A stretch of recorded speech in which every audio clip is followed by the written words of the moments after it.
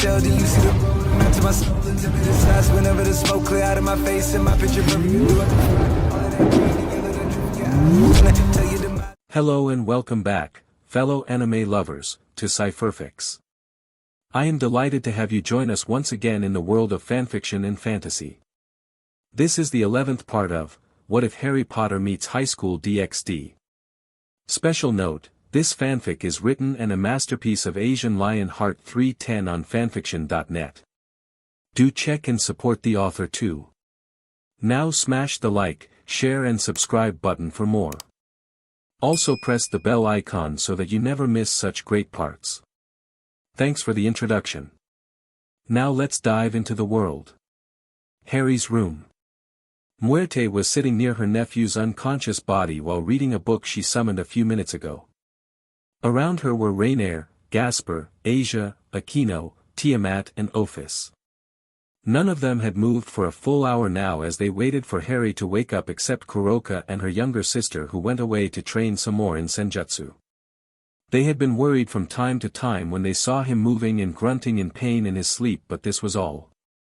The primordial deity had explained to them a moment ago that Harry was supposed to oppose his darker counterpart, as it had been righted that a new powerful being will come to life. Muerte also made them promise to never tell Harry of this, which they did, albeit reluctantly. For an hour, they waited for the young lord to wake up, but so far still nothing. As the time passed, his girlfriends, or at least those present, were becoming more and more worried. Suddenly, in a burst of flame, appeared Hedwig in all her glory, thrilling loudly before stopping when she saw her MSTR unconscious. Landing near him, the white phoenix looked at everyone with an expression of pure concern in her amber eyes. "He is fine, Head, don't worry, he didn't slept for a few days and now he needs to rest," Muerte inquired to the noble bird in a soft tone, but the phoenix kept staring at her with a look that seeming to scream, "Liar. Fine, you won." The primordial deity grumbled in both annoyance and amusement as she pressed a finger against the bird's forehead. A flash of silver briefly entered Hedwig's head and her amber eyes turned silver for a moment before thrilling loudly. She looked at the primordial deity with reproach before nuzzling her MSTR's hair with her beak. No one asked Muerte about what she showed the bird, as they were still preoccupied with Harry's state. Suddenly, through a portal, a worried-looking Seraphol who looked at everyone present before her eyes landed on the unconscious form of the young lord. "Harry-chan," she called for him worriedly as she rushed to his side. The Mao Leviathan was about to shook him a bit but was stopped by the firm tone of Muerte. "Stop. He must wake on his own." "But what's going on with him?" Rias-chan said something about him fighting his darker self. Seraphol asked the primordial deity with nothing but concern as she glanced at Harry. In short, Harry had to face his darkest emotions to become something greater than what he is now. Muerte answered the Mao in a calm tone, as if she wasn't worried for her nephew in all but BLD. "Will he be okay?" Seraphol asked her after a moment of silence as she caressed her boyfriend's cheek with a hand. The primordial deity opened her mouth to answer when suddenly Harry rose the bed with a loud gasp which caught everyone's attention. "Harry Kun." Akeno, Rainier, Seraphol, Tiamat and Ophis cried out in joy as they rushed toward him, just as Asia and Gasper cried out aloud, "Onizen." However, when they were about to touch him, they were suddenly pulled away from him by an invisible force which prevented them from reaching their target. "Stop. We are not sure it's Harry. It might be his darker side," Muerte began to say before stopping when something happened to Harry. His body, who was human a few seconds ago, suddenly grew taller with black fur starting to cover his skin. His nails turned into claws as a tufted tail sprouted out of his backside. His hair grew larger and seemed to descend all the way down his back to stop above the tail. His canines grew larger to look like fangs and his ears looked pointier. For a moment, the people inside the room thought it was his lion form, but noticed that the beast's head was human instead, and he was not 10 feet tall in size but 2 meters.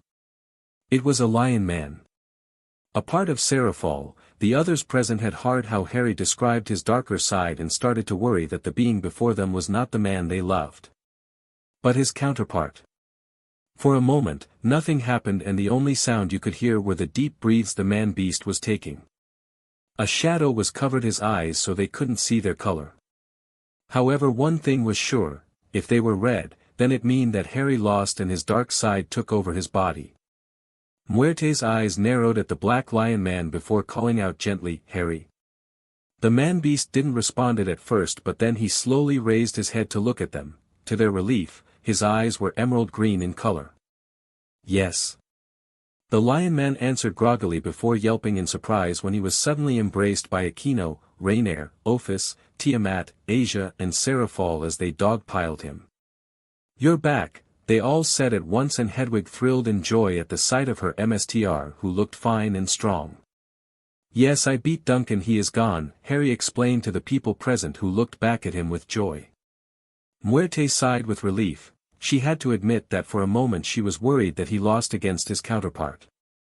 Harry then noticed his appearance and stared at his fur before commenting, "Well, look like I got a new form." Then he climbed down the bed before standing on his feet. He was now 2 meters tall in size, but that didn't bother him as he reared his head back to let out a roar-like cry which echoed throughout the domain, alerting the people of his presence. When he stopped, he looked down at the people with a warm smile before the sound of footsteps caught his attention. Looking at the room's entrance, he was not really surprised to see Rias, Lofay, Arthur, Issei, Kiba, Rosweiss, Kuroka and Kaneko staring at him with happiness. "Missed me?" Harry asked them with a grin. Rias rolled her eyes at his antics and opened her mouth to answer, but then 2 projectiles barreled into him, preventing her from answering. "Itoko/cousin." Kaneko and Lofay cried out at the same time as they hugged him as tight as they could, a gesture he wholeheartedly returned. Arthur gave the man-beast a simple nod which Harry returned as he was easy to see the relief in his cousin's eyes. "Harry. Thanks goodness you are all right." Issei cried out as he faced his friend, who shot him a glance before asking mischievously, "Do you really think you can get rid of me so easily?" The 2 of them shared a humorous laugh as Kaneko and Lofay released their grip on him. The youngest Pendragon was looking up at her cousin with stars in her eyes as she was admiring his current appearance. Harry looked down at everyone with a soft smile before he felt something hugging him and looked down to see it was none other than Kuroka. "I'm glad you are okay, Naya," the black-haired Nekashu inquired softly in a purr-like sound as she hugged him. Harry shot her a warm smile before lowering his head down to nuzzle the top of her head in an affectionate manner. "I'm tougher than I look," the man-beast inquired with a hint of humor which caused some people to either snicker in amusement, groans in annoyance or rolling their eyes humorously. Hedwig thrilled loudly from her spot, and the sound caused Harry to look at her. "Hey, Head."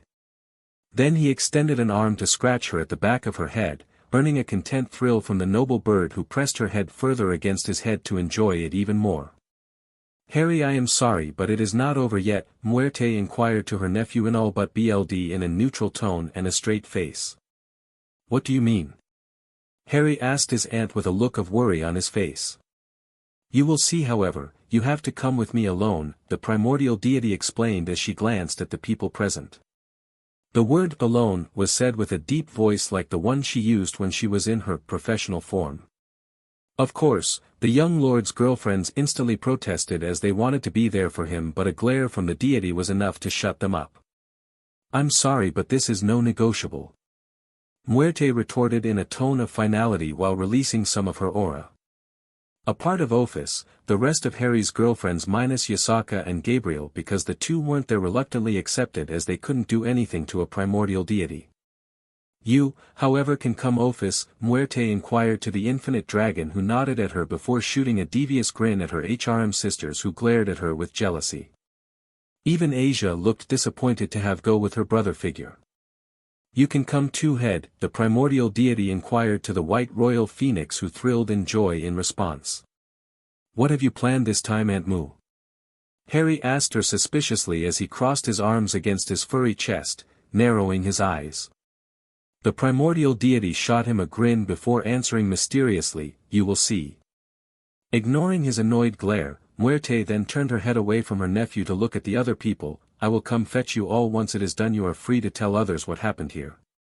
Rias, her peerage, the Pendragon siblings, Tiamat, Rainier, Seraphol and Kuroka nodded in understanding in response. However, I can tell that you are in for a big surprise, Muerte inquired them with a giggle as she thought about the faces they would surely make later once she was done with Harry. Without giving them the time to ask what she meant, Muerte used her magic to send herself, Harry, Hedwig and Ophis to who know where, leaving behind a group of stunned people. Sometimes I hate when she does that, Tiamat commented softly as she pinched the bridge of her nose in annoyance. Well, we will just have to wait and see, Rias inquired with defeat as she knew she couldn't do anything right now except telling Sona, her peerage and her brother what had happened at Peveril Mansion. They all nodded in agreement before leaving the room, while thinking of what the primordial deity of death had planned for their emerald green-eyed friend.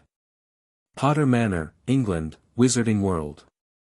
Please tell me the searching parties had found something this time, Dumbledore inquired to Alastor, Mad-Eye, Moody in an almost pleading tone. Once again, the Order of the Phoenix had been reunited at Potter Manor to discuss once again of the missing Potter, Harry. Lily was becoming more and more distraught each time she heard that her eldest hadn't been found by the searching parties. She wanted nothing more than to find him so she could apologize for abandoning him even if she knew she would not obtain forgiveness from her elder son. Beside her was her husband, James Potter, the head of the Potter family who didn't even try to comfort his sad wife. Ever since that night almost 18 years ago, the two of them argued a lot and the love between them, once strong, was diminishing. It became worse when the truth about the real boy who lived was revealed after the fiasco at the Department of Mysteries. James wanted to find Harry but only to convince his eldest to give up some of his titles for Jacob. The head of Potter House had been angry when he discovered that Harry took some of his lordships while blaming himself for having forgotten to claim them in the first place. He wanted Harry back just for fame and money. If Harry was found, the boy would be reinstalled with his family and the money he stole would be given back to their rightful owners. He especially wanted Harry to give up the lordship of House Slytherin as he was biased against the Snakes. Since then, the two of them, along with the Ministry of Magic, Dumbledore and the Order, they sent people all around the world to find the true boy who lived, Harry James Potter.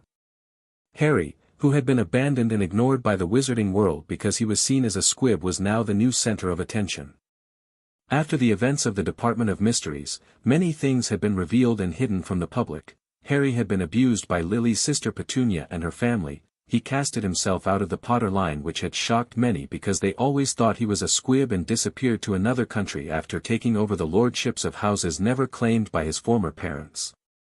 For the following months, the Order of the Phoenix, the Ministry of Magic and apparently, Voldemort and his Death Eaters were looking for the boy. However, a part of Dumbledore, Lily, James, Minerva and Alastor, no one knew that Harry had casted himself out of the Potter line and had a new name. Why? Because Albus had said to not tell anyone about it. Speaking of Dumbledore, he was constantly plotting since the discovery of the true vanquisher of Voldemort. The old wizard made plans since that night, but he had to redo everything after the fiasco of the Department of Mysteries. He planned to mold Jacob into a willing lamb so he could be killed by Voldemort, as the boy was a Horcrux. That's what he thought when he saw the TV mark. With the Dark Lord weakened, it would be him, Albus Dumbledore, who will be the one to defeat Voldemort and becoming the second coming of Merlin. But then the truth was revealed. As if it wasn't enough, the Deathly Hallows, strong artifacts he had planned to use so he could become the MSTR of Death, had been stolen from him by the missing Potter, who he assumed to be a squib before he realized the error he made that night. Since then, he didn't stop sending out people from the Order to find and bring back Harry so he could mold the child into what he should be, a puppet who would do everything he was told. But first, he will have to obliviate the boy of all things he had surely learned during his time out of the country so he could be malleable. Then he will have to find a way to pull out the Hallow from the boy so he could have them.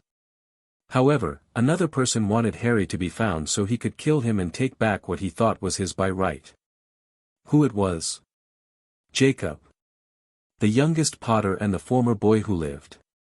Ever since the Department of Mysteries, his life had turned from good to bad because now everyone saw him as a fraud or an imposter. He had always enjoyed the prestige and fame he gained from his title of Boy Who Lived, but now he was known to everyone as the Boy Who Lied or the Imposter. Every night, he dreamed of how he would kill his brother in the most painful way possible as he wanted his previous life back. He would kill the one who stole him what was his no matter when or how, he will kill his brother. Jacob also wanted to take over the lordships his brother had just to gain even more fame and prestige. Being 18 now, he had decided to become Ginny's fiancé, much to Lily's horror as she didn't like the Weasley girl. Ginny loved the fame and prestige she received ever since she started dating Jacob and wanted it back as she was now called, the imposter's wear. Ginny loved Jacob ever since she was a kid and would do anything for him, so when she heard that he wanted to kill his brother, she promised to help him as she said, and I quote, "You are the true boy who lived, not this imposter. No matter what the wizarding world thinks, you are the vanquisher of you. Back to present, Alastor shook his head as he looked at the headmaster of Hogwarts. The lad wasn't in Siberia and they had to abandon the research as 8 people died due to the cold in Mongolia, nothing same for Pacific Islands. How is it possible? He couldn't have just disappeared. Minerva inquired from her place and some of the other members voiced their agreement. Have we visited all the countries? Or there are still some left? James asked Alastor with a bit of hope in his hazel eyes. We visited all countries except one, the scarred Auror replied gruffly to the head of House Potter. Which one? Lily asked Alastor instantly before her eyes widened in realization. Japan, Alastor and her said at the same time in perfect synchronization. Albus sighed deeply as he went deep in thought. He had hoped the boy wasn't in a territory where his influence was close to terrible, but it seemed that it was the case. Of all countries they visited, they didn't find a single trace of the missing young man, and the only country where he might be, had to be the one they were on conflict with. But how could he be in Japan? Shouldn't he be kicked out for being a foreigner? James asked Alastor with disbelief on his fame. Maybe he is retained there against his will. Japan is such a backward country. I can't imagine what the poor dear is enduring. Molly Weasley inquired from her seat beside Arthur, who had pinched the bridge of his nose at his wife's comment. If that the case, then we must go save him. James retorted in determination. Maybe you should consider the other alternative, a cold tone echoed from nearby until Severus Snape appeared from the shadows with a straight face. And what would be this alternative, Snivellus? James asked him with a sneer on his face. Severus's eyes narrowed as he looked at the Potter Patriarch. The two of them had been enemies since their days at Hogwarts. Snape was the favorite victims of the Marauders, but now he had only hatred toward only one of them, James. Sirius and Remus had apologized to him after all, unlike Potter. That your BRT might be a Japanese citizen now. Severus retorted coldly to his nemesis without losing his composure. A chorus of protestations echoed through the members of the order as they voiced their disagreement or disbelief after those words left the man's words. Enough.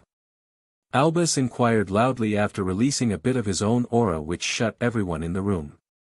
When everyone was silent, the old wizard turned his head to look at Severus. My boy, what do you mean Harry might be a Japan citizen? Think about it, the BRT had been abandoned by his parents and abused by his relatives. Do you really think he would still want to stay an English citizen after this? Snape explained to the order, who whispered to each other. The Order of the Phoenix had learned about Harry's life after that night and had been shocked and disgusted by what the Dursleys did to their savior. Albus had, of course, convinced them to not tell anyone about this or the wizarding world would have their heads, and they all accepted. Nonsense. Being English is an honor. There is no way he would give that up. James stupidly retorted as he glared daggers at his nemesis, who stared back at him coldly. Albus nodded his head in agreement. As for him, it was unthinkable for someone to give up his BRTH country for another one who was stuck in the dark, at least for him. Japan had been one of the countries who had always refused to listen to Dumbledore and his policy. Lily, however, had to admit that her former friend had a point. If she was in Harry's place, she would have done the same. Clearing her throat, she caught the attention of almost everyone around her as she opened her mouth to voice her opinion. What if it was the case? What if Harry did give up his English citizenship? James opened his mouth to disagree, but Dumbledore was faster. Then we have no choice but to go to Japan. Harry must come back to us. But what if he is a Japan citizen? It would create more trouble with their government. Lily retorted to the old wizard with a shiver. There is no way the boy would abandon his country. Especially for one such as Japan when killing is normal. Molly shrilled from her seat, which caused more than one to wince at how loud it was. We must save Mr. Potter from the darkness of Japan. Alastair prepared a searching party and sent them there. Voldemort is growing stronger as we speak, and he recently doubled his attacks on Muggleborns. Albus ordered to the scarred Auror in a firm tone. Albus! Did you forget that we are strictly forbidden to enter Japan's soil? Even the Ministry of Magic had ordered the Aurors to not go there. Mundungus inquired from his seat with a sweat drop of nervousness. Dumbledore froze dead in his track. In his hurry, he had forgotten about this point. Ever since Dolores Umbridge, the senior undersecretary to the Ministry of Magic, had insulted the BRTH country of the representatives of Japan a few years ago, England and Japan were walking on thin ice. Cornelius Fudge, the Minister of Magic, knew that a conflict with magic would cause nothing but a slaughter, as Japanese people were ready to kill without remorse, unlike the English Aurors. Even Dumbledore knew that England was no match against Japan.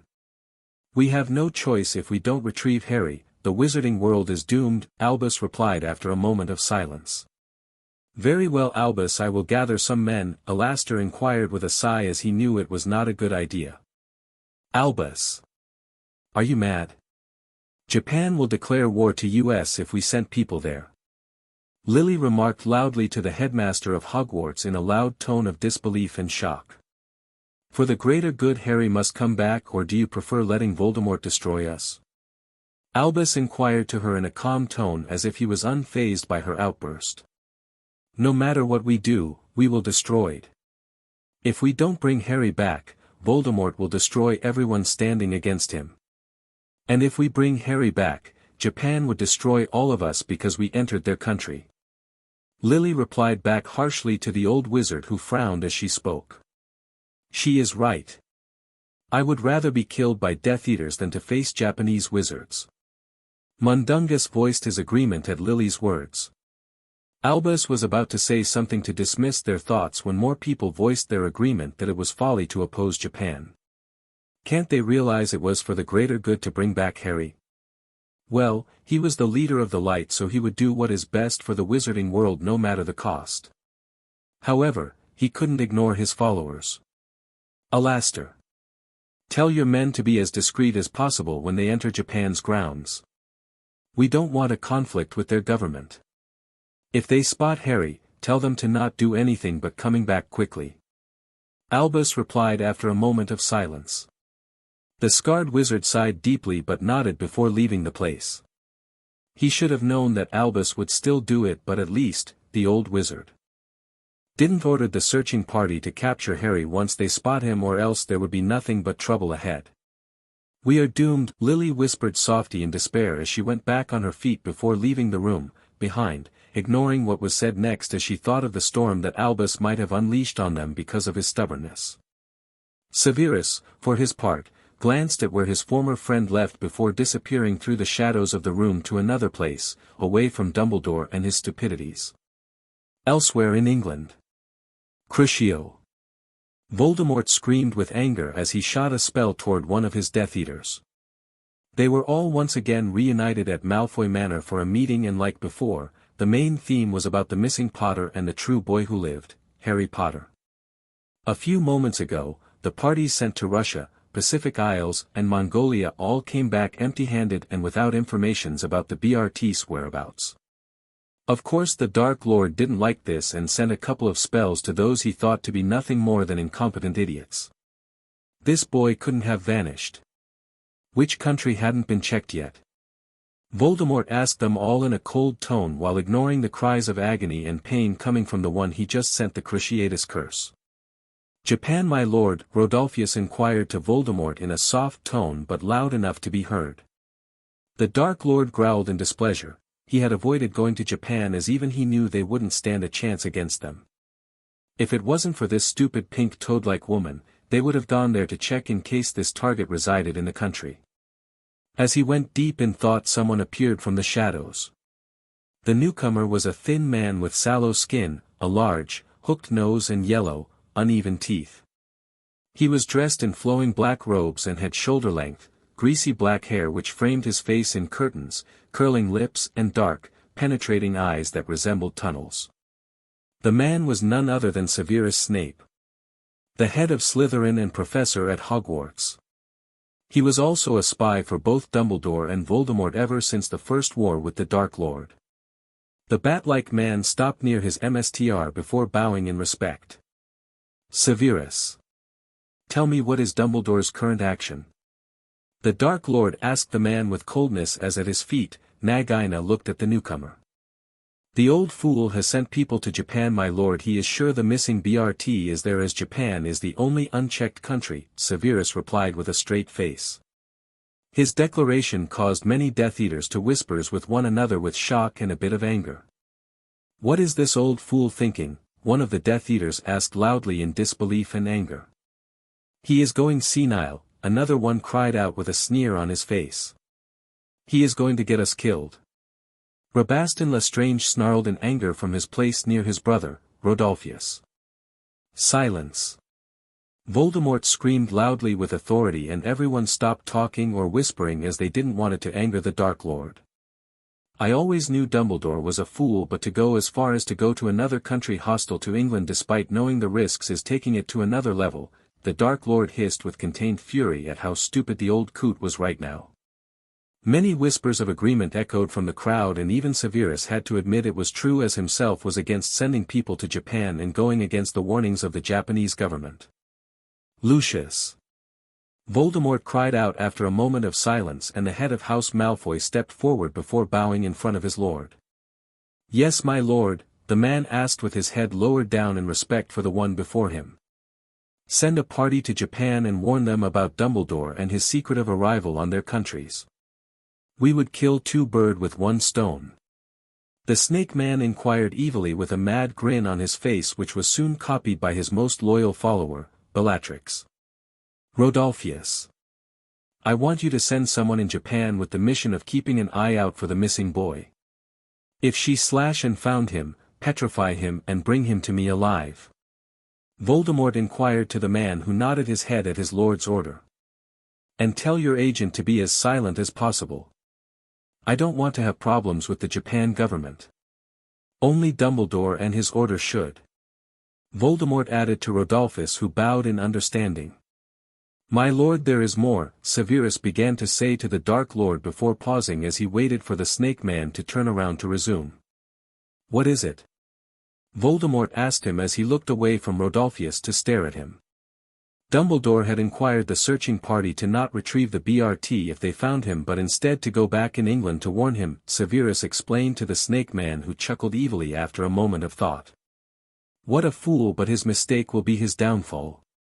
The Dark Lord remarked loudly before releasing a sinister cackle that sent shivers down everyone's spines.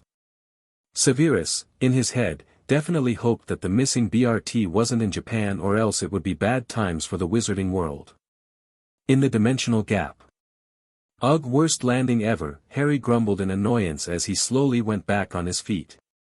A few seconds ago, he had returned to consciousness after fighting against his darker side Duncan, and was almost instantly surrounded by his friends and girlfriends minus Yasaka and Gabriel at Peveril Mansion. He had received a new form thanks to his victory over his dark counterpart, but now he was back to his human self. Muerte didn't give him the time to relax. As soon after he woke up, she pulled him along with Hedwig and Ophis through a portal to who knows where he landed face first into the ground. Sorry, not sorry, Muerte inquired to her nephew in all but BLD in a gentle tone before adding, while ignoring the glare he was sending her way, we have arrived. Blinking, the young lord looked around with curiosity. In appearance, everything around him looked like an endless void where we could see mixes of iridescent colors in all direction.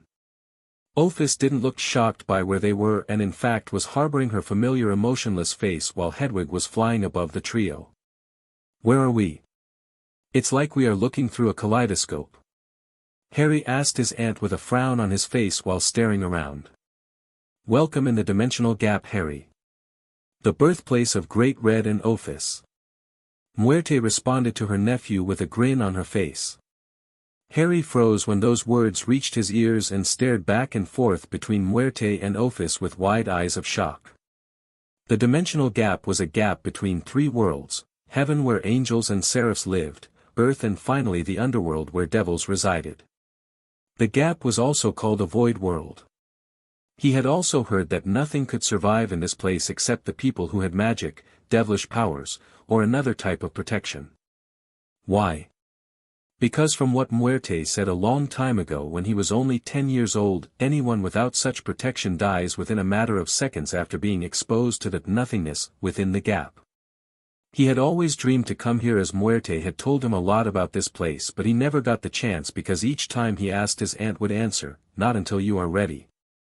Harry had completely forgotten about this place because of all the things that happened recently, from meeting Issei to the fight against Duncan. But now here he was. The dimensional gap. Wow was the only thing he could muster as he stared around in amazement, much to the amusement of the three other present. "You had always wanted to be here and now your dream come true," Muerte cooed to her nephew while patting the top of his head with a hand like he was a young child. "Not that I mind, but why are we here?"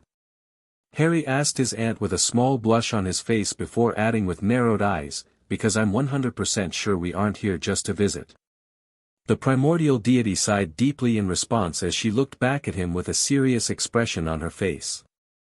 "You are right, but I will wait for the others to come before explaining myself," Muerte inquired to her nephew in all but BLD in a gentle but firm tone. "The others? Who?" Harry asked her with curiosity while Ophis stared at the primordial deity with a raised brow on interest as she was herself curious of who those others were. Even Hedwig was listening. "My sisters," Muerte began to say before looking at something behind them, "they are coming." Turning around, Harry, Hedwig and Ophis saw two portals appearing nearby where two people stepped out. The two of them were women and had practically the same figure than Muerte but were completely different. The first woman had red hairs lighter than Rias's, leaf green eyes and pale skin. When she looked at Harry, the young lord felt nothing but warmth inside him as a strong feeling of calm and peace enveloped him. The second woman looked a bit younger than Muerte of the redhead one but was still appealing to look at. She had smaller melons than the other two, but it doesn't matter as her assets were a bit bigger in comparison. She had dark blue hairs, pale skin and sky blue eyes. When Harry's eyes locked with hers, the young lord felt nothing but nervousness, at least until she gave him a soft comforting smile which reassured him a bit. "Long time no see, sisters," Muerte welcomed the two as she practically floated toward them with Hedwig, Ophis and Harry watching the interaction. It was Moo. "You are still well, I see," the redhead inquired to her sister with a gentle and kind tone which strangely sounded honey-like. "I can say the same about you," Muerte inquired back before hugging her sisters tightly. Harry, as he watched the scene, was curious about the newcomers but couldn't get rid of the nervousness in his heart. It was the first time he would meet his aunt's sisters and he didn't know how to address them properly. He was so deep in his thoughts that he didn't notice that Muerte and her sisters had approached him until the deity of death's voice broke him from his little trance. "Harry." Blinking, the green-eyed young lord looked forward to see his aunt and her sisters looking at him. "I'm sorry." "It's a pleasure to meet you ladies," he inquired quickly with a respectful reverence. "My, you sure taught him well," the red-haired woman inquired to Muerte with ravishment before looking back at Harry to present herself. "Hello there, my dear. My name's Esh and I'm the primordial deity of life." "It's a great honor to meet you, milady dash," Harry began to say with a small bow before being interrupted by Esh. "Please call me Aunt Esh." "You are family," the primordial deity of life inquired to the young lord who looked up at her with a shy smile. "All right, Aunt Esh," Harry replied gently and she gave him a warm smile in return before looking toward the blue-haired woman near her and Muerte. "And my name's Destiny, the primordial deity of fate," the blue-haired woman inquired as she stepped forward to present herself. "A pleasure, milady," Harry inquired with a gentle tone, even if deep down, he wanted to scream at her for all the bad things that happened to him as well as hugging her for all the good things she gave him, his friends, girlfriends. Destiny nodded at him with an approving smile before stepping back to stand with her sisters. Now do you know why you are here? Esh asked Harry in a serious tone which sent shivers down his spine as a few seconds ago, only warmth and kindness emanated from her. No, Mu kinda took us here, the green-eyed young lord answered with a suspicious glare he sent to the primordial deity of death who looked away with an innocent face. Why am I not surprised, Destiny commented as she glanced at her pink-haired sister who shot her a small glare in response. Esh sighed deeply before looking back at Harry only to pause when her eyes landed on the two other beings standing there with him. My! Look who is here! Isn't it my dear Hedwig? Esh cooed to the white bird who thrilled in joy as she flied near the primordial deity of life, allowing her to pet her feathers. You know Hedwig? Harry asked her with disbelief and Esh turned her head to look at him with a small smile. Of course. Hedwig was my phoenix at first until I gave her to you years ago. What? But it was Aunt Mu who gave her to me. Harry remarked with disbelief, shock and confusion clear on his face. Of course, because I'm always busy. Sadly I gently asked my beloved sister here. Esh pointed at Muerte who shot her an amused raised brow before resuming. To give my phoenix to you. But why? Harry asked her, still confused about the fact she gave her own phoenix to him. Harry, when you were still a FTS in Lily's WMB, you were really weak. Destiny here came to me stating that a new being must be born from a child of Lily Evans Potter being the deity of fate. She saw which baby was destined to become this powerful being, Esh explained gently before pausing. Harry stared at the three deities with wide eyes of shock, unable to say a word while Ophis looked unimpressed, but she was curious of what was said. So I decided to give you a small portion of my magic core to prevent you from dying. My magic mixed with yours and made you stronger. I put enough of it so you could be a normal baby, but in the end, you have a part of me in you, Esh explained gently as she looked at him in the eyes. But that would mean, Harry began to say after a moment of stunned silence. Yes, I am your third parent, not by BLD but by magic, the primordial deity of life whispered in a soft tone mixed with sadness. For a moment, there was nothing but silence as Ophis herself was stunned by those revelations. She had never thought that Harry, her beloved mate, was the son, albeit only magically, of Esh, the primordial deity of life herself. Then the silence was broken by a certain green-eyed young lord. You knew, didn't you? Harry asked Muerte in a soft tone. Yes, the primordial deity of death responded with a deep sigh as she knew this day would come. Then why didn't you told me? Harry asked her in a harsh tone mixed with pain and disbelief which slightly broke Ophis' heart at how hurt he looked at the moment. Because it wasn't my place to say. I wanted to but I couldn't. I promised my sister to not say anything until you were ready to hear the truth. Muerte answered sternly but also with some pain as she never loved lying to her nephew. Harry had to admit that he couldn't blame her for hiding this from him, so he looked back at Esh who looked ashamed and sad. Seeing this, Harry's heart broke a bit and some of his anger instantly melted. Why did you never come to me? He asked the primordial deity of life who looked back at him. If I was constantly with you, I would have abandoned my duty as deity of life. It was a difficult choice to make, I can tell you, but in the hand, one thing was sure. I was always proud of you. Mu showed me everything you did until now and you make me so proud. Even if I still think a certain someone did a number on you. Esh inquired the last part with a small glare toward Destiny. Hey, you cannot blame me for that. I'm the deity of fate, remember? Sure, he is my nephew but I couldn't do favoritism. And beside, I not only gave him bad things, there was also a lot of good. Destiny replied back to her sister to defend herself. She wasn't wrong. Harry had to admit that not only bad events happened to him and smiled at the memories of how he met his friends and girlfriends, his family. Harry, I'm sure you might not forgive me for not seeing you sooner, but you are still my son and I still love you, Esh inquired to her son by magic in a soft tone. The green-eyed young lord stared at the primordial deity of life with a conflicted expression on his face. On one hand, he was angry at her for not being there for him, but again she had a good reason for that. For a few minutes there was nothing but silence which worried Esh as she thought her son wouldn't forgive her. But then suddenly she felt herself being pulled into a tight hug by the young man and froze on the spot at the action as she hadn't anticipated it. "I forgive you, Mom," Harry whispered softly as he hugged her tightly. Esh, who was stunned at first, suddenly embraced her son back as tears of joy fell down her cheeks. Muerte, Destiny, and Ophis watched the scene with a soft smile on their faces while Hedwig thrilled loudly in delight at seeing her former MSTR reuniting with her actual one. "But how could you forgive me so quickly?" Esh asked her son as she embraced him.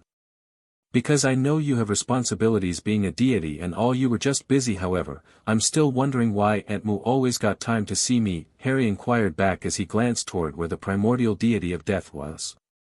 "Unlike me and Destiny, she had reapers to help her." Esh replied with what sounded like a pouting tone as she pulled herself away from her son to glare toward her pink-haired sister, who didn't seem intimidated in the slightest. "What can I say? I'm the best of us three," Muerte replied back sweetly as she pulled out her tongue from her mouth while giving an eye-closed smile. Destiny and Esh rolled their eyes at their sister's antic, grumbling something inaudible under their breaths. Then the three deities turned their heads toward Harry when the young lord spoke again. "Sorry to break your moment, but you said earlier that I was destined to become a powerful being. What do you mean by that?" Destiny and Esh looked straight toward Muerte, who pouted at her sisters with clear annoyance on her face before looking back at Harry. "Like it was said earlier, Destiny told us of the birth of a new powerful creature, a dragon god to be exact," Muerte began to say in a calm tone before pausing when someone interrupted her. "A dragon god? But I thought there were only two."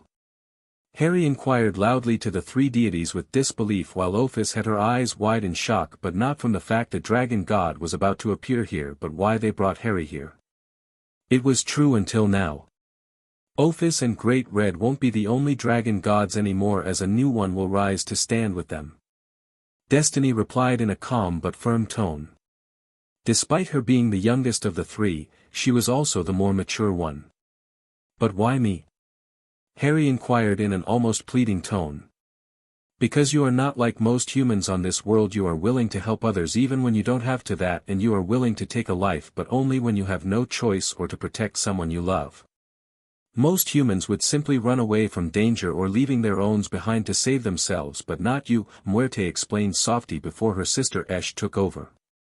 "And that's why we chose you, son."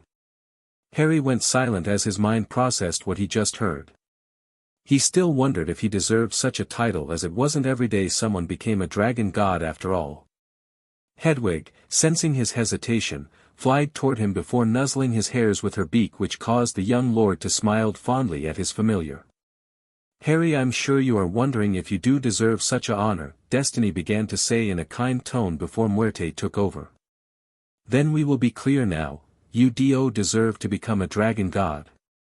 Everything you did until now was to prepare you for this moment. Despise the hardships you endured, you never gave up, and despise the cruel world you live in, you are still willing to help others without getting nothing in return. Your selfless courage and valor are truth enough of your worth, my son," Esh finished gently once Muerte stopped talking while looking at her son with kindness and pride. While she wasn't there, physically at least, she never stopped watching over her son. While he wasn't hers by blood, he was by magic, which could be considered the same. Lily Evans Potter was Harry's mother by blood but not by magic ever since she agreed to give him up. Harry stayed silent for a long time as he looked back and forth between the primordial deities. He was still unsure about him being worthy enough of the title of dragon god, but then he saw Ophis approaching him with a smile on her face. "They are right, you deserve it," she whispered softly to her mate, who smiled warmly at her before looking back at the deities. "Let's do this," Harry replied to them in a soft tone, as deep he was still a bit wary of what was going to happen now that those words escaped his mouth. "All right, the dash," Muerte began to say before being interrupted by her nephew. "Wait. How can I be a dragon if I'm already a lion?" Harry asked them with nervousness and curiosity as he remembered that he was part Nemean lion. "Right, I almost forgot about that," Destiny mumbled under her breath in a soft tone so no one could hear her. "You will be a dragon-lion hybrid. Everything will be fine, don't worry about it." Esh explained to her son in a gentle and kind tone which quickly melted his fear away like ice under the sun. Harry closed his eyes as he took a deep breath before reopening them to look back at the three primordial deities. "I trust you," he said to them with a soft smile. "Marvelous. Oh, and before we start, you will got a new name for your new form along with a title, so," Muerte warned him with a fake sorry expression on her face. "A new name? Cannot we just keep the one I chose for my Nemean lion form?" Harry asked them back in an almost pleading tone. Destiny and Muerte blinked at the unexpected answer before looking at each other with surprise on their faces. "When did you name Dash?" Muerte began to ask her nephew when a certain primordial deity of life took over. "While Simba is a nice name for a lion, it won't be a good one for a dragon," Dash inquired to him with a soft tone. "How do you know Dash?" Harry began to ask his mother before she interrupted him gently by saying. "As I said, you might not see me but I'm still watching over you." The green-eyed young lord stared at her with a blank expression on his face before face-palming himself while grumbling something like, "Of course," under his breath, much to the amusement of most people present. "Let's begin the ritual." Muerte inquired to her sisters in a serious tone as all traces of amusement disappeared from her face. Esh and Destiny nodded their heads with equal seriousness before surrounding Harry, who looked back and forth between the three deities as a few feet away stood Hedwig and Ophis. "Harry Peveril Gryffindor Ravenclaw Slytherin Emrys Lefay. Are you ready to take your place as the third dragon?" The primordial deity of fate asked her nephew with a deep feminine tone which was intimidating that Muertes. Glancing one last time at Ophis, who gave him a smile of encouragement, Harry looked back at the deities before answering in a calm tone despite how nervous he was. "Yes, I am." Smiling, the three deities all closed their eyes as their bodies surrounded themselves with an aura-like mist, white for Esh, grey-black for Muerte and deep blue for Destiny. Harry's nervousness grew a bit more when suddenly he froze when their eyes reopened. Why? Because there were no slits in those glowing orbs. Yes, you heard me right, glowing orbs. A strange fire was burning in their eyes, a fire harboring the same color than their eyes, green for Esh, aqua blue for Muerte and sky blue for Destiny. Without warning, the deities extended their arms forward, pointing them at him, and from their hands, a strange mist-like cloud shot out of them before surrounding his views, which caused him to panic a bit until he heard Esh's voice echoing in his head.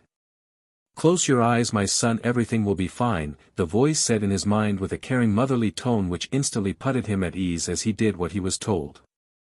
From another point of view, Ophis watched as her mate was now inside a giant ball made of white, black and blue energy as the sisters formed a triangle around it.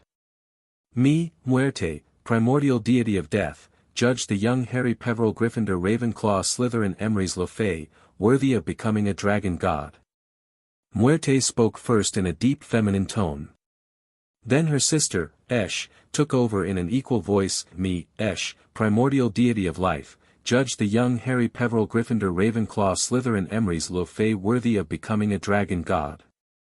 "Me, Destiny, the primordial deity of fate, judge the young Harry Peveril Gryffindor Ravenclaw Slytherin Emrys Lefay, worthy of becoming a dragon god." Destiny finished as she was the youngest of the three. "All of us are in agreement. This young man will now stand alongside Ophis and Great Red as the third dragon god." Muerte inquired in the same tone than earlier as the ball where Harry was imprisoned and grew in size. Ophis watched with a frown as she saw Harry's form through the ball's misty surface surrounding him, and then blinked when she saw his figure becoming bigger and bigger.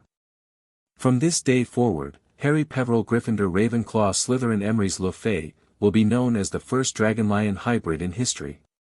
Esh added in a deep feminine tone as her eyes and face remained expressionless. "We welcome you among us as Arslan, the celestial dragon god of balance, peace and justice. Protector of the outcasts and defender of innocence. Bringer of justice." Destiny finished solemnly as a soft smile could be seen growing on her face as she said this. Suddenly, just as those words were said, Harry's body started to shift as the misty black, white and blue ball grew in size. Ophis watched with satisfaction and pride as her mate changed form right in front of her and had to admit that was kinda excited to see what he was going to look like in the end. As the process went on, the three deities went to stand beside Ophis and Hedwig with the three sisters back to normal as they all watched the transformation taking place. Esh was looking at her son with a proud look on her face as a single tear fell from her right eye, while Muerte also looked at her nephew with pride as she knew this day would come.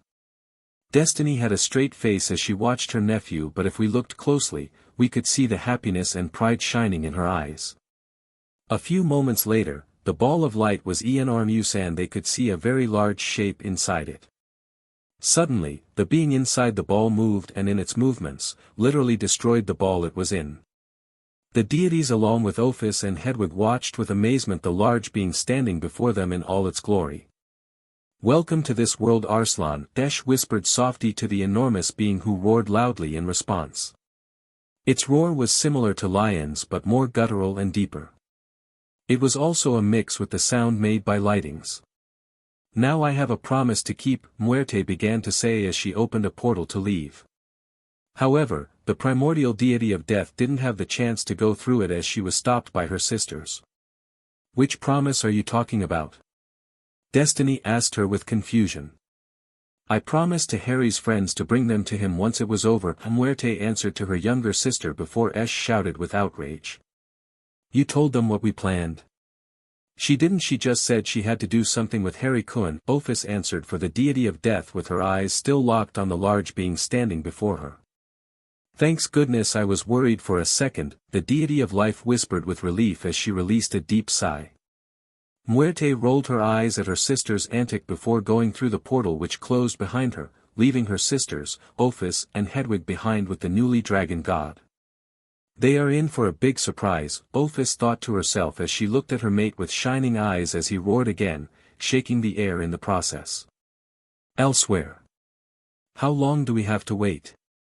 Issei whined loudly with a groan as he was getting impatient. "Until Lady Death come to fetch us." Tiamat growled to the brunette boy with an annoyed look on her face as she had been saying this for a while now. He, along with Rias, her peerage, Kuroka, the Pendragon siblings, Surzex, Seraphal, Gabriel, Rainier, Yasaka, Kunu, Tiamat and Ravel were all at Peveril Mansion, waiting for the deity of death to come back to get them like she promised. Not only that, but Sona and Tsubaki were equally there. Why, you might ask? A few seconds after Muerte, Harry, Ophis and Hedwig disappeared through a misty portal, Rias sent Akeno to tell Sona what had just happened here while the redhead went to speak with her brother. While Seraphal left to speak with Yasaka, who might want to know what was going on, Kuroka sent a message to Gabriel as the Seraph needed to know what occurred here recently. It didn't take long for Surzex, Sona, Tsubaki, Gabriel and the Kitsunes to come to the mansion as they were curious about what Muerte had planned for the young man they grew to love/like and respect. The young lord's girlfriends were the most concerned ones as time passed without having a single clue of what was going on with Harry. It had been half an hour since the primordial deity left with her nephew, Ophis and Hedwig, and still nothing. "Cousin, do you think Onizen is alright?" Kunu asked her mother with concern on her face. "I'm sure he is fine, Kunu-chan. Harry Kuhn is stronger than he looks," Yasaka whispered comfortingly to her daughter, who smiled in appreciation before nodding her head, accepting the answer. "Still, this whole, a new powerful will rise, thing is quite intriguing," Sona inquired from her seat as she drank some tea brewed by Mickey. Beside her, her queen nodded in agreement. "And the fact it concerns Harry Kuhn," Surzex added as he looked at everyone present. "I just hope Onizen is fine," Asia whispered softly in concern as she was worried for her brother figure, as was Gasper the damper beside her. Gasper saw Harry as the king older brother he always wanted, and it was a bonus when the Say brother gave him some of his famous BLD lollipops. Ravel Phoenix was also incredibly worried for her sensei, as he had always been kind to her despite her being the younger sibling of Riser, or the frying turkey as he loved to call the prick, and wanted him back as she grew to love him dearly. Lu Fei also wanted her cousin back as she grew to love him despite knowing for a few days, and Arthur himself wanted Harry back because his loss was hurting his little sister, an expression he hated to see on her face. Kuroka, Rainier, Tiamat, Yasaka, Akeno, and Gabriel all prayed for the love of their lives to return home fine and well from whatever the primordial deity of death prepared for him. They all knew how sadistic Muerte could be when she wanted, so they hoped it won't be too bad. What could keep them so long? Issei replied with a grumble of annoyance, as he wasn't known for being patient. They had been gone for half-hour now. Rainier added, as she seemed to agree with the brunette boy, as she too was concerned for Harry. I don't know what's keep them, but what else can we do apart waiting? Yasala inquired calmly to everyone, despite her being just as worried for Harry than the others. Issei opened his mouth to say something, but then something caught everyone's attention, a familiar portal made of shadows and mist where appeared Muerte with a solemn expression on her face. Like promised, here I am, she began to say in a cheerful tone to brighten the mood before noticing there were more people here than earlier. Look like we have newcomers in the party. Please milady, tell us if Harry-kun is all right. Yasaka inquired the deity of death with a hopeful expression on her face and eyes. My nephew is fine and he finally achieved his destiny. You are free to see him, however, be warned, he is now more than before, Muerte warned them with a serious look as she opened a bigger portal for them to go through. More than before? What do you mean by that, milady?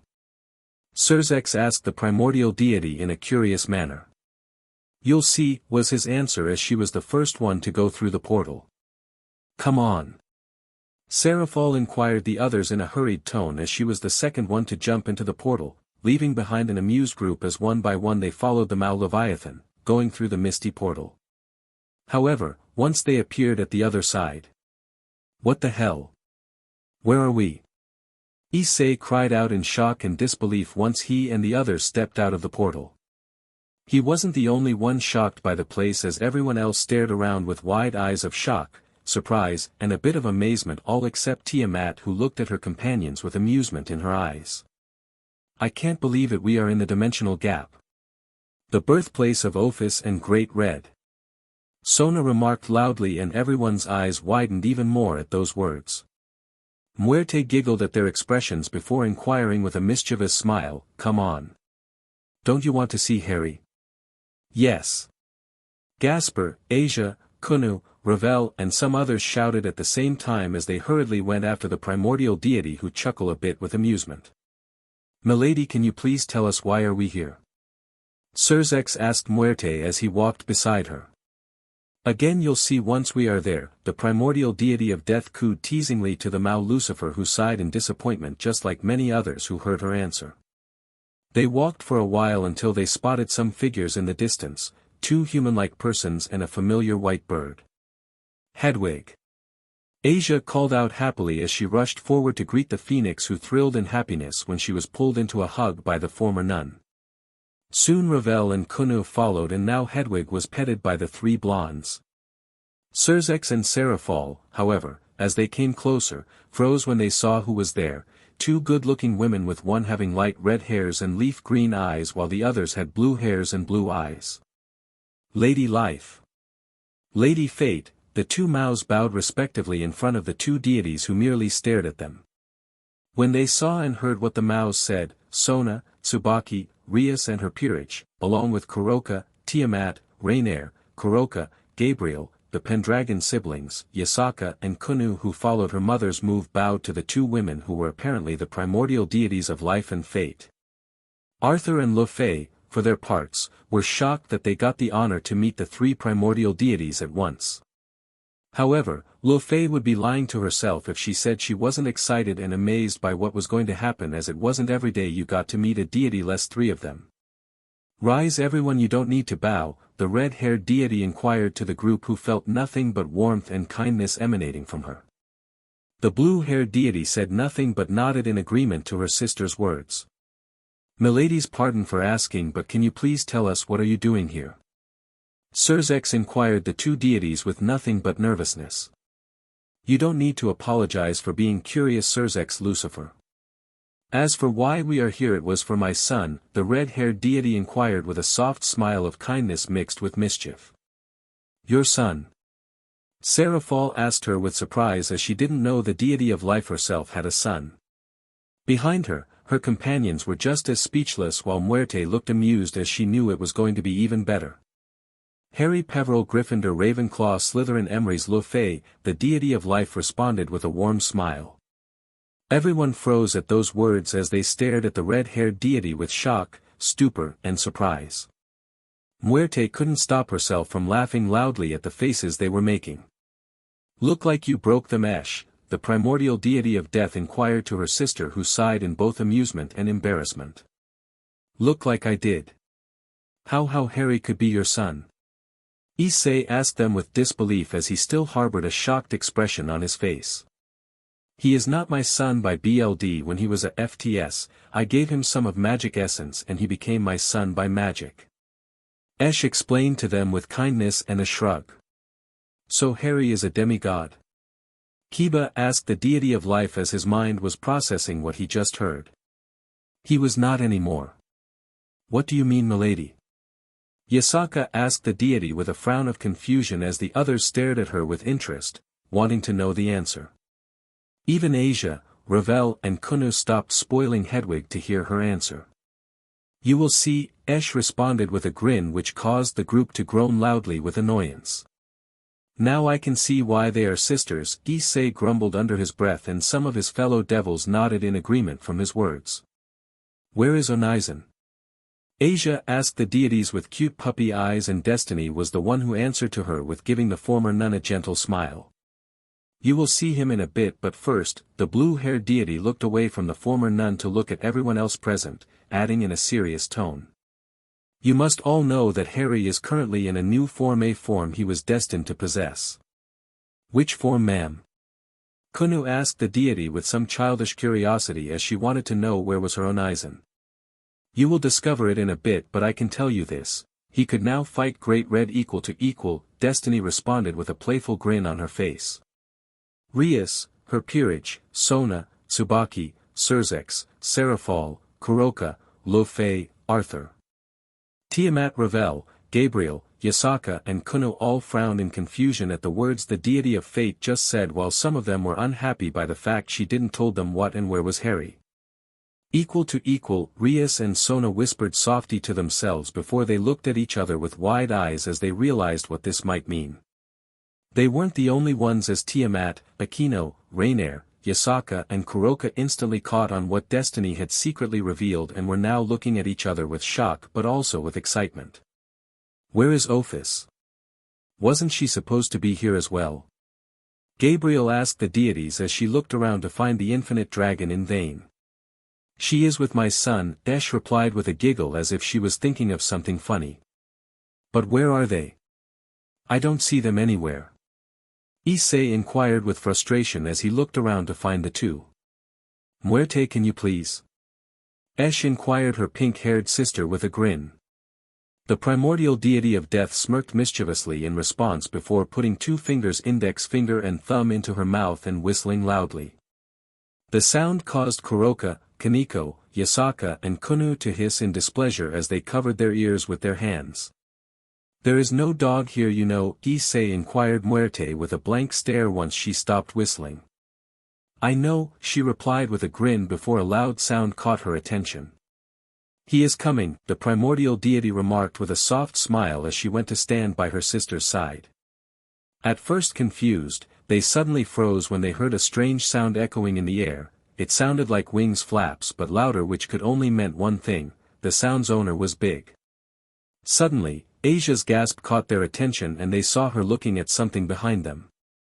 By reflex they turned around only to gasp in shock by what they saw. Landing not too far from them all was a dragon, a really big dragon. Surzex, just by looking at it, could easily tell this beast was 96 meters long and 40 meters tall in size. However, he also noticed that this dragon was different in terms of appearance. This creature looked like a mix between a lion and a western dragon. It was mostly white in appearance and had a lion head with two large forward-facing black-tipped white horns that curved backwards above its forehead. Just behind the base of the horns, we could see two feline-like ears, but they were pointy-tipped instead of round. The beast possessed flat, serrated fangs similar to scimitar-toothed cats. It also had a large sparkling mane covering a good part of its neck, and its body was covered with what looked like white fur. Its tail was as big as its entire body and the tip of it was a clump of black fur. However, if we looked closely, the tip looked strangely like a club which could be used as a weapon against opponents or to defend itself. Its nose, which was cat-like, was also black color as was its clawed paws/feet which looked like a mix between a lion's and a reptile's. Its eyes were as green as the most appealing emerald and were shining as it looked at them. Speaking of the mane, the front part of it was white just like the majority of its body, but the lower part of it was as dark as a moonless night. In addition, its wings didn't look bat-like but birds-like in appearance. Indeed, instead of a membrane made of skin, the wings were covered feathers with different colors. The scapulars, down feathers and alula were white while the primary coverts and greater coverts were azure. Finally, the secondaries and primaries feathers were emerald green. However, the backside of all those feathers were all white in color except the secondaries and primaries ones which were black. As if it wasn't enough, one wing looked as big as his entire body. In addition, it had some strange markings on its shoulders which looked similar to the yin and the yang symbol. The symbol of peace and balance between darkness and light. On its forehead, we could also see a strange black mark which strangely looked like the Libra symbol in Greek. When you looked at the creature, you couldn't say anything bad about it as the leonine dragon was truly majestic in appearance. Even more when the gigantic beast advanced toward them, it walked like a king would among his subject with its head raised high with dignity and grace you could only saw in felines. Wow was the only thing Issei could say about the majestic creature standing before them. It is so appealing, Rias commented as her blue eyes were still admiring the beauty of the beast before her. It's like looking at a god, Sona inquired in awe as she looked at the black and white leonine dragon as beside her Tsubaki was speechless. Rosweiss stared at the majestic beast with admiration as never before she saw a creature that appealing in her life until now, and some her companions felt the same. Asia, Kunu, Ravel, Gasper, Lufei and Serafal had stars in their eyes as they looked at the gigantic beast in front of them.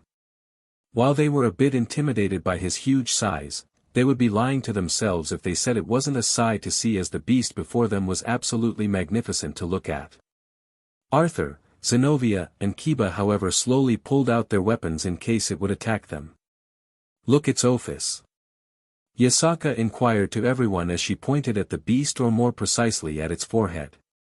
They looked toward where the leader of the Yukai faction was pointing and gasped in surprise when they saw the Ouroboros dragon god laying on her stomach between the beast's horns. The sight caused more than one to be speechless as they didn't know what to think of this. However, they quickly regained their composure as the majestic beast stepped closer and closer to them. The black and white leonine dragon stopped a few feet away from them and slowly crouched down on the ground like a cat would while lowering its head down and tucking its wings close to its sides. Its green eyes looked at everyone present as if studying them. Conscious of their feelings, Ophis waved innocently at the group before sliding down the dragon's muzzle. When she landed on her feet, the infinite dragon patted the beasts on its muzzle, eliciting a purr from it. Those who looked ready to defend themselves in case the magnificent beast attacked slowly calmed down when they saw it looked relaxed but kept their weapons in hands just in case. Turning away from the black and white leonine dragon, Ophis looked back at the group of stunned people who were looking back and forth between her and the beast. Ophis? Tiamat asked the dragon in a stunned tone after a few seconds of silence. The infinite dragon paused her petting to glance at the Chaos Karma Dragon King, who opened her mouth to say something only to be interrupted by a certain brunette boy we all love. Who's that? Issei cried out in disbelief as his eyes still looked at the beast. Rias, her peerage, Sona, Tsubaki, Surzex, Yasaka and Serafal were unable to say a word as their eyes were looking back and forth between Ophis and the black and white leonine dragon. Asia, Gasper, Ravel and Kunu and Lufei for their parts, were still looking at the beast with admiration if the stars in their eyes were any indications. The three deities, along with Hedwig, looked at each other with amusement before the white bird flew to the mighty beast to land on one of its horns, an action it didn't seem to mind even if it shot a small glare at the phoenix, who thrilled loudly as if she was laughing. Don't you recognize him, you idiot? Drake inquired to his partner in an almost disbelieved tone.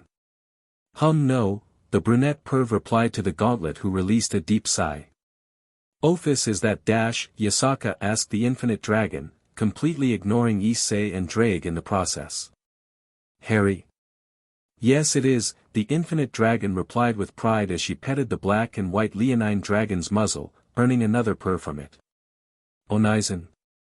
Kunu and Asia said at the same time as they stared at the dragon with stars in their eyes. The magnificent beast nodded its head at them, confirming their words. Squealing with delight, the two along with Lu Fei rushed toward him before hugging his muzzle as tight as they could. He is so soft, the three squealed in amazement as they felt the white fur under their fingers. The dragon's eyes landed on the others as a grin grew on his muzzle before winking at them. His girlfriends minus Office blinked at the action before rolling their eyes in amusement as they realized Harry was just having fun with them. But then they approached the leonine dragon's head and the trio instantly backed away to let them come closer.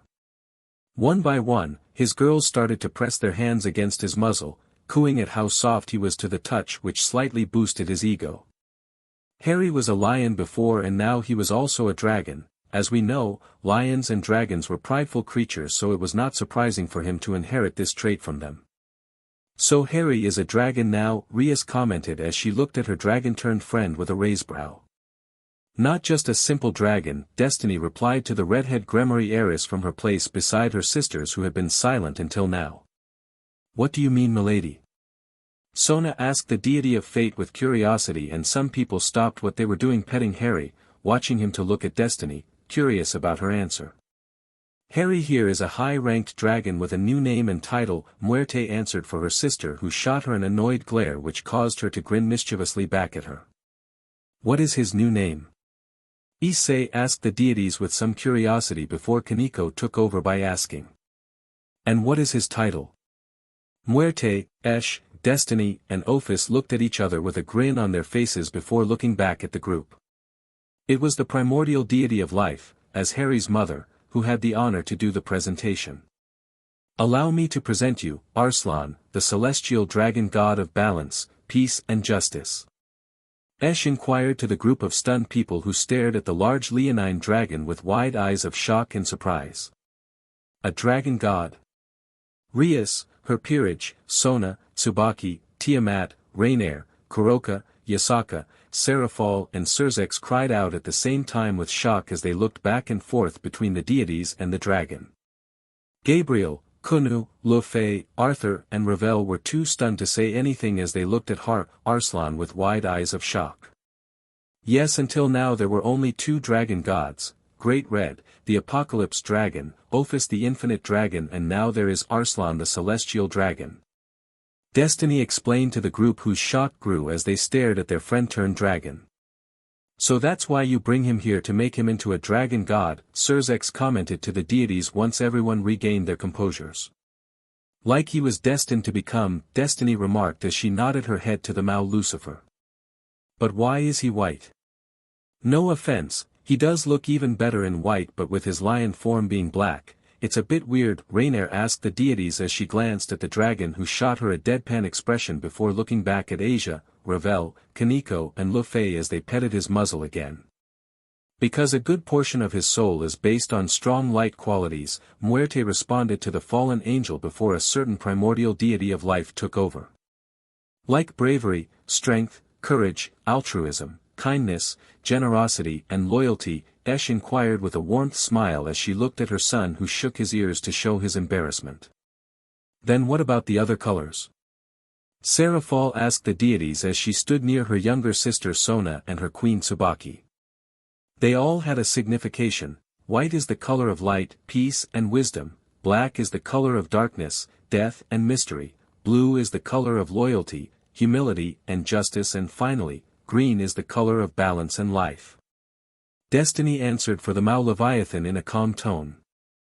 Seraphol, along with the rest of the group, listened with interest before going silent once the deity of fate finished talking as their minds processed what they just heard. Harry/Arslan were still laying there, watching his family and friends gathered in front of him as he too listened to what his mother and aunts just explained. Again, He was still wondering if he truly deserved to be the being he was right now, aka a leonine black and white dragon, but regardless, since the moment he saw his new appearance, he promised to himself to would try his best to be worthy of his new title. And why did you rename him? Issei asked curiously as he glanced at the gigantic lion-dragon god with a hint of envy and jealousy. Because Harry wouldn't be a good name for a dragon, Destiny responded with a shrug before her sister Muerte took over once she stopped speaking. And we chose a fitting and strong name for him. Arslan sure had a nice ring to it, but what does this mean? Rias asked the deities as she looked back and forth between the three sisters. However, before any of the three could answer, someone else beaten them to it as she said in an academic voice. Arslan means lion in Turkish or king of lions in Germany, Sona answered to the redhead Gremmarieris. King of lions. Fitting, Yasaka cooed in approval as she shot a warm look toward Harry/Arslan, who purred at her gently, much to the amusement of some present. So what now? Issei asked everyone in a questioning manner. Of course, they all looked toward the deities, who looked at each other sheepishly. Well, Destiny looked emotionless, so it was mostly the other two. Well, sadly Harry here will have to stay in the dimensional gap for a little while to get used to his new form, Muerte replied in a soft tone. From what we saw, he quickly learned how to fly and he already know how to fight. So there are not a lot of things left. In fact, now he had to learn how to use his tie dash, Esh managed to say before being interrupted by a snort from the leonine dragon god. When he saw that everyone was staring at him, Harry/Arslan grinned with mischief before raising his tail and smashing the tip against a rather large rock, destroying it completely. Turning his head to look back at the group, he gave the equivalent of a smug look on his face. Forget what I just said, the primordial deity of life replied with amusement and embarrassment once she regained her composure. He might know how to use his tail or fly, but he doesn't know how to breathe fire or speaking telepathically. Destiny remarked to her red-haired sister in a stern tone, which caused the deity of life to smile sheepishly. Arslan growled softly as he looked away. He had to admit that his second aunt was right. This body was different than his other forms, man-beast, were-lion, Nemean lion, so it was logical for him to learn how to control it better. Thanks to Ophis, he knew how to fly and he just discovered how to use his tail, which wasn't really difficult, but he was far from over. Well, it seems I'm not needed here anymore. I better go or my wife will skin me, Surzex inquired with a shiver and an expression of nervousness on his face. We must go as well. The rest of my peerage might be wondering where me and Tsubaki are, Sona replied a few seconds after the Mao Lucifer finished talking. Tsubaki looked at Kiba before the two of them kissed each other on the lips, under the eyes of everyone present. Harry remembered the day he helped the blonde knight to ask Sona's queen to a date and internally chuckled at the memory, as the two were a wonderful couple. Arslan nodded at the three in understanding, and they nodded back in response before disappearing through a magical circle Surzex had summoned after they gave their goodbyes to everyone. We must go to, Rias began to say before being interrupted by a chorus of disappointed "Owu" from Gasper, Asia and Kaneko. Ever since her sister returned in her life, Kaneko became more emotional and seemed to act like a girl her age should instead of looking like a frozen pile of rocks or worse, Ophis. Seeing the cute expressions she was receiving, Rias had no choice but to give in, as she couldn't say no to such adorable faces, especially Asia's. The former nun was too cute for her own good. Alright, we can stay a bit more. The Gremmery heiress had barely the time to finish when Asia hugged her waist as tight as she could. Thank you, Bucho, the former nun thanked her king, who smiled warmly at her as she hugged her back. Anything for my family, Rias cooed to Asia as she patted the top of her head in an effective manner. Arslan looked at the scene with warmth, as it was indeed adorable, but then his attention was taken away from the two when someone called out for him. Onaizen. Kunu called out as she looked up at him expectantly. The massive leonine dragon lowered his head down near the little kitsune while titling it to the side in a questioning manner, which caused some girls to squeal at how cute he was. Can I ride on your head, please? Kunu asked the magnificent beast with cute puppy eyes. Seeing this, Arslan's heart melted as he nodded his head, which caused the little kitsune to squeal in joy as she rushed toward him. He putted one of his large front paws near his muzzle so Kunu could use it to climb on him. Which she did without hesitation. "Be careful, Kunu-chan." Yasaka inquired her daughter as she saw her little one climbing up Arslan's muzzle. "Yes, Kaa-san," the little kitsune replied to her worried mother as she climbed Arslan's muzzle then his forehead before stopping between the base of his horns. "Can I ride you too, Onizen?" Asia asked the dragon a few seconds later with stars in her eyes. "Me too." Ravel, Luffy, Gabriel and Seraphol said at the same tone with childish excitement. Arthur looked hesitant at letting his sister climbing on top of a massive lion-like dragon, but seeing how excited she was he decided to let her as the dragon in question was their cousin, so a member of their family. Arslan shot them all a deadpan expression or at least an equivalent of it before shaking his head with amusement. The movement caused Kunu to squeal in excitement as she stood between his horns to prevent herself from falling. Looking back at the people before him, Arslan nodded his head at them, meaning that he accepted to take them on a ride. Yeeawaha! Asia, Ravel, Luffy, Gabriel and Seraphol cried out at the same time as one by one, they climbed on his muzzle like Kunu did before them. Amused by their antics, Arslan shot a look toward the other before using his head to gesture them to come over. "You want us to ride you too?" Rias asked the leonine dragon with surprise but with a small trace of excitement in her tone. Arslan nodded at them and laid his head down, waiting. "Well, let's ride the big bad dragon." Rainier inquired the rest of her HRM sisters teasingly, eliciting a small glare from the leonine dragon in question, to which she ignored in favor of flying toward his back where she landed on his soft white fur. Soon Tiamat, Ophis, Akeno, Issei, Kiba, Kaneko, Kuroka, the three deities, Rias, Arthur and Gasper were all on Arslan's back, and a lot of them were amazed by how soft his fur was. The leonine dragon had allowed his mother to be between his horns as she had literally begged him to be there. Ophis, of course, didn't like it but let it slide as she knew Ash wanted to catch up with her son as she wasn't physically there for him. Arslan turned his head to look at his passengers, as they made themselves comfortable on his back while petting his fur. He could feel their hands caressing him and a soft purr escaped his throat as he closed his eyes with pleasure, unaware of the giggles and amused looks he was received from say passengers. But then he quickly regained his composure as he remembered that they wanted a ride, so he looked back at them expectantly with a raised brow. "Are you all ready?" Muerte asked everyone loudly when she noticed the way her nephew was looking at them all. "Yes." Asia, Kunu, Seraphol, Gabriel, Gasper, Luffy and Ravel cried out at the same time with clear excitement while the others just nodded their heads.